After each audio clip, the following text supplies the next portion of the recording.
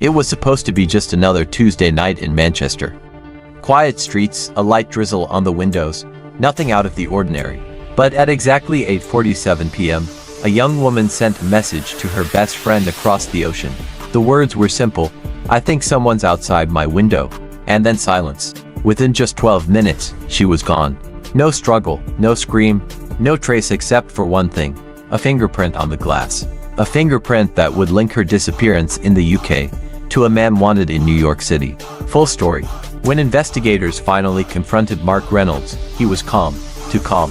The kind of calm that feels rehearsed. He smiled politely, opened the door wide, even offered officers a cup of tea. To the neighbors, Mark was the reliable one, the man who fixed fuses, took bins out, and looked after family. But to detectives, he was now the prime suspect in Emily Clarke's disappearance. During the search of his flat, police found nothing dramatic. No hidden room, no blood, no violent scene. Instead, they uncovered something far more chilling: subtle reminders of Emily. A silver chain she wore in nearly every photograph. And beneath it, a notebook filled with codes, flight numbers, ferry timetables, two-letter airport codes like LHR, JFK, EWR. Notes written with the precision of a man planning logistics, not romance. And then came the symbol. A small anchor crossed with a road stripe, scribbled on the edge of the page. Detectives had seen it before. It wasn't a doodle, it was a calling card. Across the Atlantic, U.S. investigators recognized it as the emblem of a shadowy online forum known only as the FERYMEN. October 14th. Rain taps gently against the glass, then grows heavier as night falls. At exactly 8:47 p.m., Emily sends her final message. A message that now feels like a warning. "I think someone's outside my window. This is weird." Her best friend, reading it from across the ocean, replies casually, "Probably just a cat." But Emily never responds. Within 12 minutes, her phone goes dark. The next morning, neighbors notice something strange. Emily's front door is slightly ajar. Inside, nothing is missing. Her wallet rests on the kitchen counter. Her phone still on charge, its screen glowing with unread notifications. The kettle, half full, as if she had stepped away mid-routine.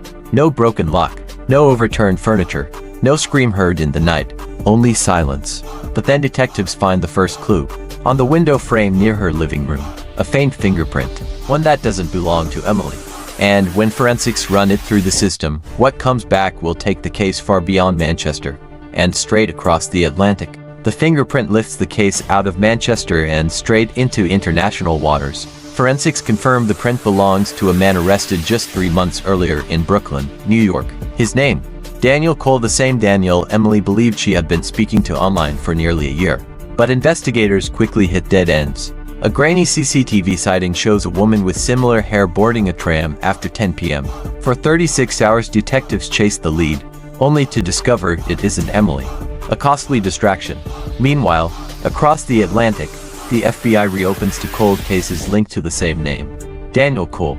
Two women gone without a trace, both after brief contact with the same charming stranger. And then the breakthrough. At a petrol station just outside Manchester, new CCTV footage surfaces. It shows Emily with a hooded man the night she disappeared. At first, the hood hides his identity. But then, it slips. And when investigators freeze the frame, their hearts stop. It isn't Daniel. It's someone far closer. Someone Emily trusted. Her cousin's fiancé, Mark Reynolds. The man beneath the hood isn't a stranger. It isn't the online lover she thought she knew. It's Mark Reynolds, her cousin's fiancé. The man who sat at her family table, raised glasses at Christmas, smiled at birthdays. The man everyone trusted.